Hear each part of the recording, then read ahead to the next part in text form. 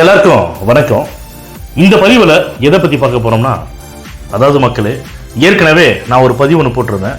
அந்த பதிவில் தெளிவாக சொல்லியிருந்தேன்.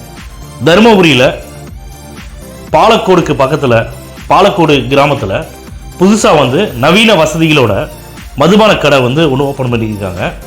நான் என்ன கேட்குறேன்னா, மதுபான கடை ஓப்பன் பண்ணுறாங்க அப்படின்னா அவர்களுக்கு அனுமதி வழங்கியது யார்? அந்த ஏரியாவில் இருக்கக்கூடிய சம்மந்தப்பட்ட ஆளு தான் அனுமதி வழங்கியிருப்பாங்க. அவங்க திமுகவில் தான் இருப்பாங்க. அப்போ திமுகவோட வேலை என்னன்னா, மக்களுடைய வாழ்க்கையை சீரழிக்கிறதே திமுக தான். மதுபான கடைகள்லாம் வேணாம், நிறைய குடும்பங்கள் நிறைய பெண்கள் போராட்டம் பண்ணுறாங்க. போராட்டம் பண்ணிட்டு இருக்கக்கூடிய இந்த காலகட்டத்தில் மதுபான கடைகள் எதற்கு? அப்போ மதுபான கடைகளை புதுசாக நீங்கள் ஓப்பன் பண்ணுறீங்க அப்படின்னா அப்போ நீங்கள் மக்களை எந்த இடத்துல வச்சுருக்கீங்க பாருங்களேன்.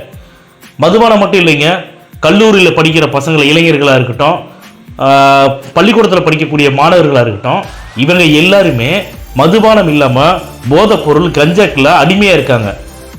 கஞ்சா இல்லாத பள்ளிக்கூடமே இல்லை அப்படிங்கிற மாதிரி நிறைய போதைப் பொருள் இந்த கஞ்சா தலைவிரிச்சு ஆடுது. அப்போ இந்த கஞ்சா விற்கிறாங்க அப்படின்னா யாருடைய அனுமதியோட விற்கிறாங்க?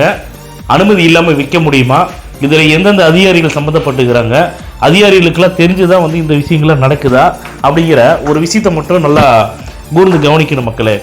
அதனால் நான் என்ன சொல்கிறேன்னா, இந்த திமுக அரசு என்ன பண்ணுதுன்னா, மக்களை எப்பவுமே போதையிலேயே வச்சுக்கணும் அப்படின்னு விருப்பப்படுறாங்க. அதனால தான் போதை இல்லாத இடமே இல்லைங்கிற மாதிரி எல்லா இடத்துலையுமே போதைங்கிறது தலைவிரிச்சாடுது. அதனால் மக்கள் விரோத ஆட்சியான இந்த திமுக அரசை வருகின்ற 2026 சட்டமன்ற தேர்தலில் தமிழக மக்கள் 2011 எப்படி திமுகவை எதிர்கட்சியாக கூட ஆக்கிறதுக்கு விடலையோ, அதே மாதிரி 2026 சட்டமன்ற தேர்தலையும் எதிர்கட்சியை கூட வரவிடக்கூடாது. மக்களுக்கு நாங்கள் நல்லது பண்ணுறோம், மக்களுக்கான ஆட்சி தான் நடத்துகிறோம், எங்கள் ஆட்சியை எந்த கொம்பனாலும் அழிக்க முடியாது.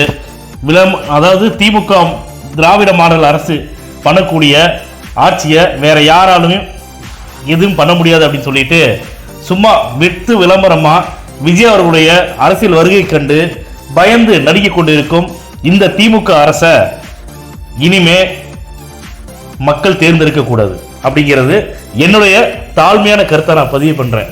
போதும், மக்கள் இதுவரைக்கும் பட்ட கஷ்டங்கள், வேதனைகள் எல்லாமே போதும். இனிமேலாவது தமிழக மக்கள் நல்ல விழிப்புணர்வுடன் இருந்து விழித்துக் கொள்ளுங்கள் அப்படிங்கிறத என்னுடைய தாழ்மையான வேண்டுகோளை நான் வைக்கிறேன். 2026 சட்டமன்ற தேர்தலில் விஜய் அவர்களை தான் முதலமைச்சராக